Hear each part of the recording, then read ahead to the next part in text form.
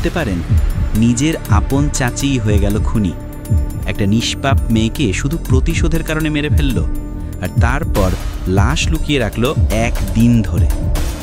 আজ আমি বলবো সেই ভয়াবহ ঘটনা, তায়েবা হত্যার আসল কাহিনী। তায়েবা একেবারেই ছোট্ট নিষ্পাপ একটা মেয়ে, কিন্তু পরিবারে একটা অন্য ঘটনা ঘটেছিল। চাচা শাহান সর্দারের বড় মেয়ে ঢাকা থেকে পালিয়ে এসেছিল এক ছেলের সাথে। বাড়িতে ফেরার পর তাকে তার আপন চাচা টিটু সর্দার থাপ্পড় দিয়েছিল। সেখান থেকে জমে ওঠে প্রতিশোধের আগুন।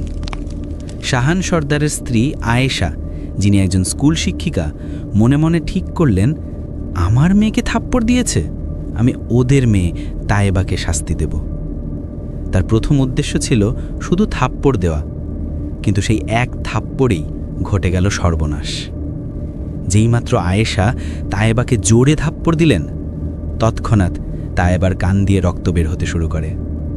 মুহূর্তেই অচেতন হয়ে পড়ে সে। সেই সময়ই চূড়ান্ত সিদ্ধান্ত নেয় আয়েশা, এখন আর বাঁচতে দেওয়া যাবে না। আয়েশা, তার মেয়ে আর একজন বাড়ির রং মিস্ত্রি মিলে তায়েবাকে মেরে ফেলে। তারপর লাশ ভরে রাখে ড্রামের ভেতর 1 পুরো দিন ধরে। পরবর্তী সময়ে লাশ ফেলার চেষ্টা করে পাশের টয়লেটের ট্যাঙ্কে, কিন্তু দুর্ভাগ্যবশত প্রতিবেশী মহিলা দেখে ফেলেন এই দৃশ্য। তাকে ভয় দেখানো হয় মুখ খুললে তাকেও মেরে ফেলা হবে। শেষ পর্যন্ত প্রশাসন ঘটনাটা জানতে পারে।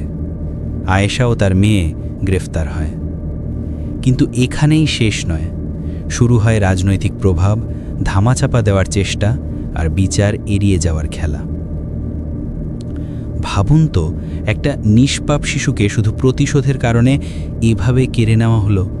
কোথায় যাচ্ছে আমাদের সমাজ? আপনারা কি মনে করেন, তায়েবার জন্য কি ন্যায় বিচার হবে? কমেন্টে আপনার মতামত জানাতে ভুলবেন না।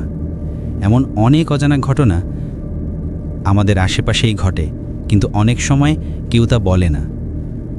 সবার গল্প আপনাকে সুযোগ দিচ্ছে নিজের কণ্ঠে সেই অজানা গল্প বলার।